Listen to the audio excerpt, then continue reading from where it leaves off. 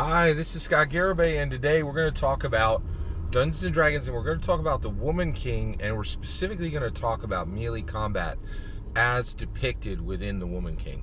So, first of all, 5 out of 5 star movie. I absolutely love this film. It's amazing. This is a historical piece that talks about the history of the Dahomey Nation in Africa, and I'm not sure what century. I think we're looking at like 15th or 16th century. And so basically, there's no genre elements here. There's no sci-fi or fantasy.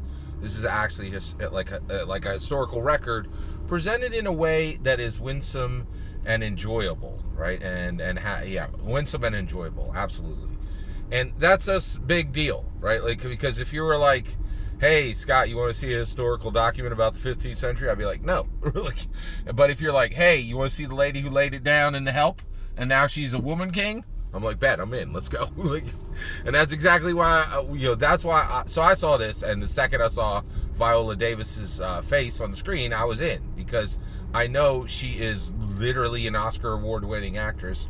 She's incredibly talented, and I knew she would have everything necessary to make this, a winsome, enjoyable film, right? And it was. It's a winsome, enjoyable experience in that you're going to go to the movies, you're going to lay your $15 down, and you're going to walk out and go, okay, that was an exciting narrative, right? And that narrative made me feel things, right? So, and actually, joy is in the film. There's also sorrow in the film, and it's an excellent mixture, and it's a fantastic story. 5 out of 5 star movie, okay? From the perspective of, and now, can this movie make you a better dungeon master?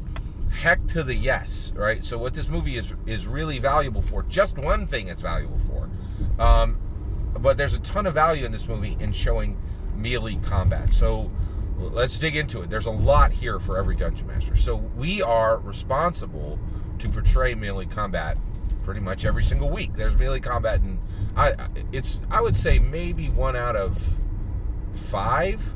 Probably 1 out of 7 of my campaigns don't have melee combat, right? So the vast majority of our campaign sessions have melee combat, right? So what this movie is particularly useful at is showing melee combat in 3 very epic scenes. So at the beginning of the film, the Okoji. So this film is about Naniska, who is the leader of the Okoji. The Okoji is this group. I think there's maybe between no less than 75, no more than 150 of these female warriors. Essentially, they're an elite military troop, right? Actually, I would say, it might be better to say they're an elite military brigade, right? And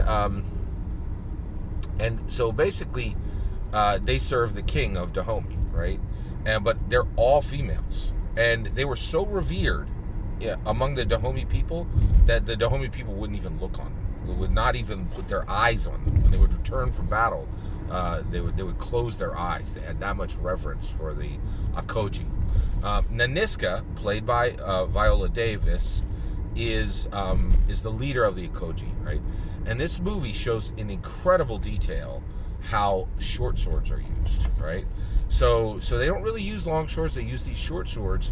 They are thick and they are heavy, right? And they have a specific design. They have a slim tapered end, and they have a large curved, wickedly sharp end, right? And it's pretty impressive just how they how they wield these in the film. And I've never seen anything like it, and it does a really spectacular job of showing short sword melee combat in detail, in frequency, in repetition, in focus. It is extremely I'd never seen short sword combat this well captured, right? And it really is fantastic. Another thing it does is it really shows kind of the all the processes and all the in Dungeons and Dragons, I think we're tempted to treat, that's just a mundane sword, I'm not even going to pick that up, right? But the reality is there's a lot of trappings around mundane swords. So one of the things is, when an Okoji warrior gets their first sword, it's a big moment. It's a big deal. It really is extremely important, right? Also, there's the inscribing that is on it, right? Like there's just so much labor that are put into these swords, and there's a huge amount of story in each sword, right? Who had it, who held it, what is the legacy of the sword? Did this sword kill a particular person, right? Like, it's really, and the movie gets into all of that, and they show the importance of a sword, what you have to do to even get ready to have your own sword, right? And it does it, and we've seen that a lot, right, from the perspective of a samurai, but here we're seeing it from a completely different warrior culture.